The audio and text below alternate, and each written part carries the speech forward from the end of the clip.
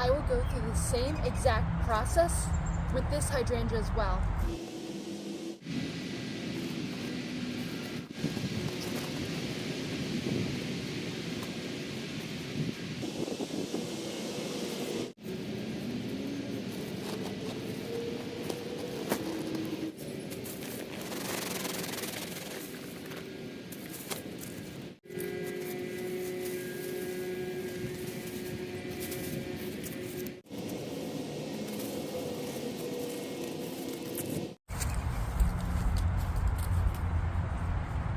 I will go through the same exact process with this hydrangea as well.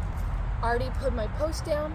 I'm going to take my chicken wire, wrap it all the way around, and then take the leaves that I may have taken from my husband and start protecting my hydrangea so I can have more blooms. That's my goal, is to make a healthier hydrangea, more blooms. One thing I will do is I will come in once all this dries out. I will clip off the top of these existing blooms. It's not going to bloom on a bloom, and then it can focus on shooting out more to make more flowers in the end.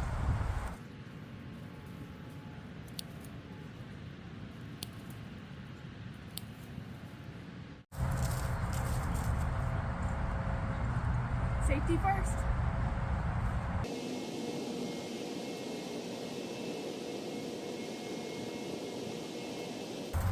I have my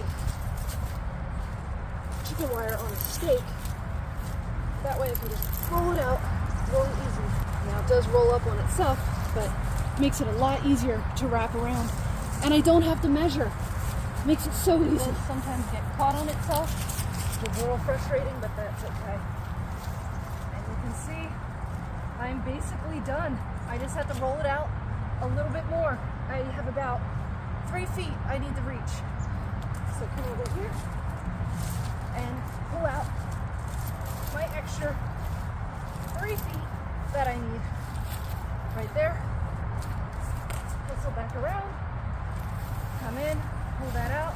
Ooh, I got hit on the face by the taller stake. Be careful whenever you're doing anything.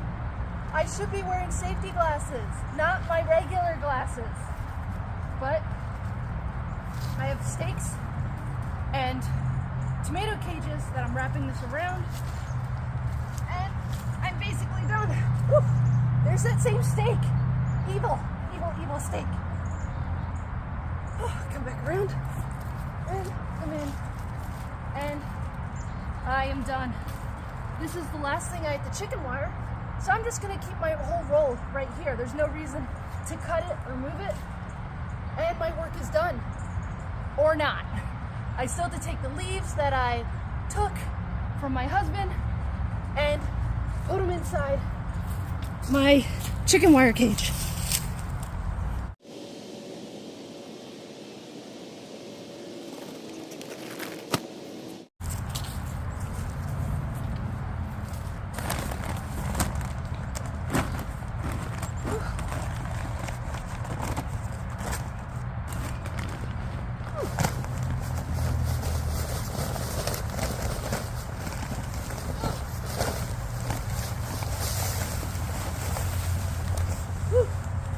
Oops. I missed.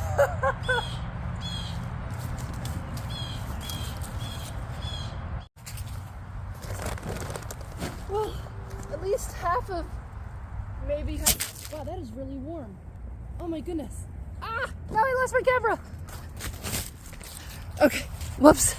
Okay, what I was trying to say was get my camera back in place is I missed. All this is sitting right here. It's supposed to be in there, but I just stuck my hand in here and it's no!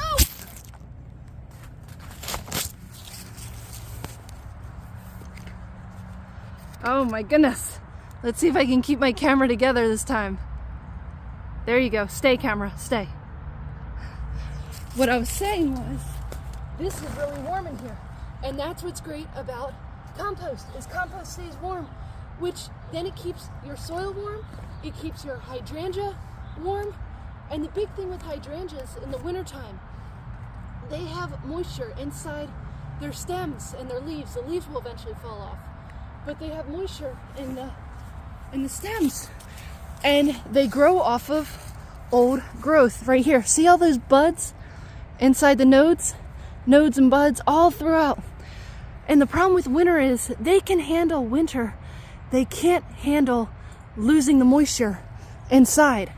And what happens is you get those cold, frosty winds, which slowly pulls out that moisture, and that's why you're not getting blooms or your plant's not getting bigger. And then because you have no blooms, it has to shoot out new growth at the very bottom and start all over. That's why your hydrangea's not blooming. Let's take some of this mess I made on the outside of the cage and actually put it inside the cage.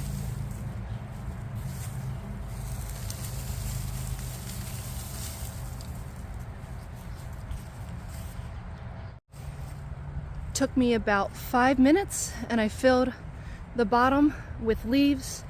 Now you're probably asking me why haven't I filled the whole thing? I have plenty of leaves at this point. The reason is I'm waiting until the frost comes in. Well, for one, I love this red, bright red color that it's giving off, but I'm just preparing it at the bottom right now. Once the frost hits, it's gonna kill off the leaves. Once the leaves fall off, then I'm filling it the rest of the way.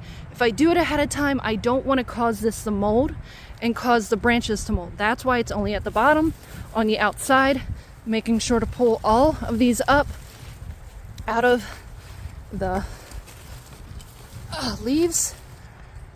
And I did the same thing for the one over here. You can see I have plenty of leaves over here.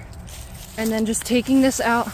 This one, two different situations. This one is sitting underneath a pine tree, another maple tree, and a pine tree. What I'm going to do next year is I'm going to cut these branches down so it gets more morning sun this way.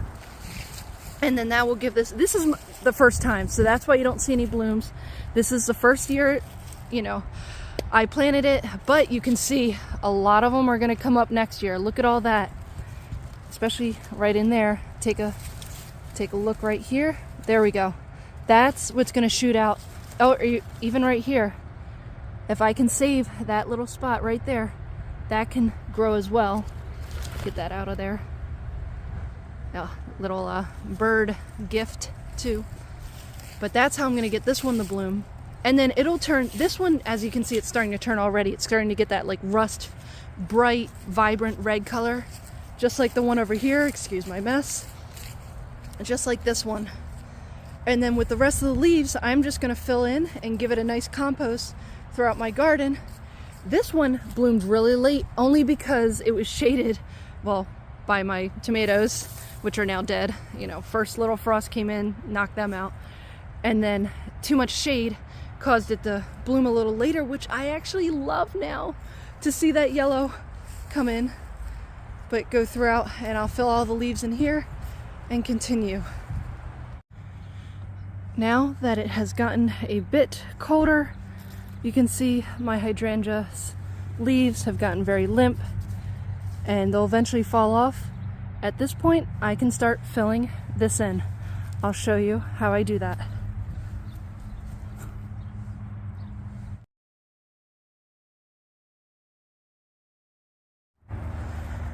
As I was adding the leaves, I was slowly just shaking everything to make sure they're falling in loosely. I don't want them tight that they could end up molding, but if you look here, see all those little nodes?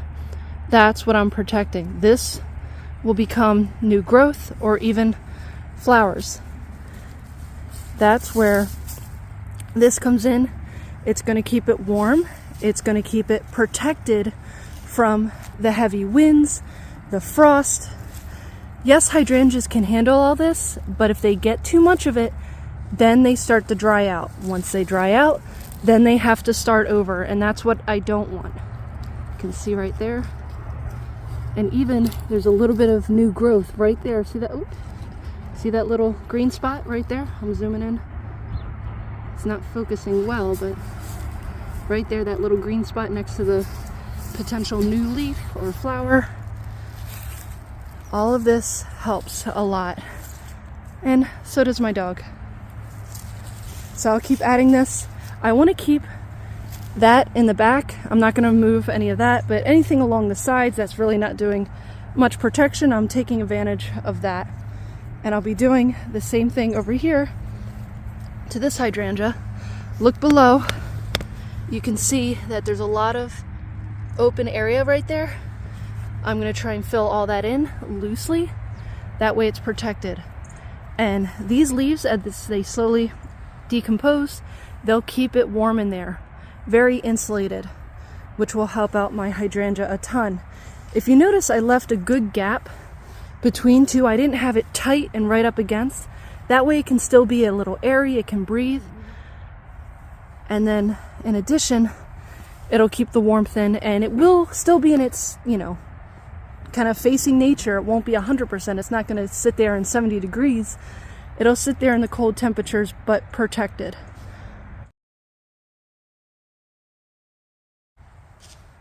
Now, depending on how much this settles, I may or may not have to come in and add a little bit more. I just added a quick little topper right here. That's where most of the last few leaves were sitting up a little higher.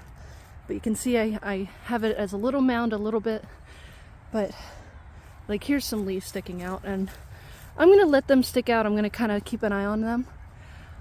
But this will settle a little bit, the leaves, as they start getting wet, decomposing. Then this will shrink, and then I'll come back in and grab more of my leaves and add some more. But I also had to come over and do this one. And in addition, all of my extra leaves that I do have that I'm not using just for my hydrangeas. Oh, I have more hydrangeas to show you too. I'll be adding into my garden here. Let me show you my other hydrangeas. Excuse the mess over here, but here's another hydrangea. This one gets all morning sun until about noonish, and then it has the rest of the day with shade. But I added some dirt and mulch right at the base of it to help protect it, because this is sandy soil and it will freeze very quickly. But trying to create that heat, here's the other one. These ones have bloomed this year. I want to try and keep them blooming. So if I can keep all this growth there, that'll be good. If not, then maybe I might not luck out. We'll see, because they are itty bitty. And I have one more, but I'm going to do the same thing. They're not really netted. They're so close to the ground. Me just adding a pile of leaves will protect them enough, which I have my extra storage pile over here. And again, this will all help insulate my garden, or just keep it off to the side and it'll turn to soil. I'll add a little bit here to my hostas, just a little protection. I've already added a ton here to my hostas, and look, we already had a frost, and because they're here, this hosta was protected. It's still green. This one wasn't protected. This one is slightly protected, and then these ones still doing well as well. They were a little bit protected from the winds.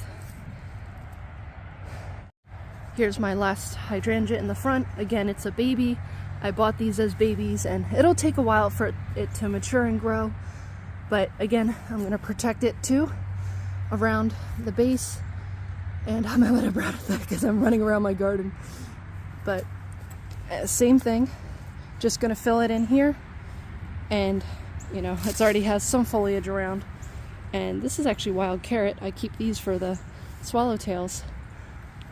It's really good for the garden. It kind of looks really nice in my opinion, but everything doesn't look too nice right now just because it's all dead. These are toad lilies, and they're producing seeds right now. I just toss them right back in, and I'll have dozens in here next year.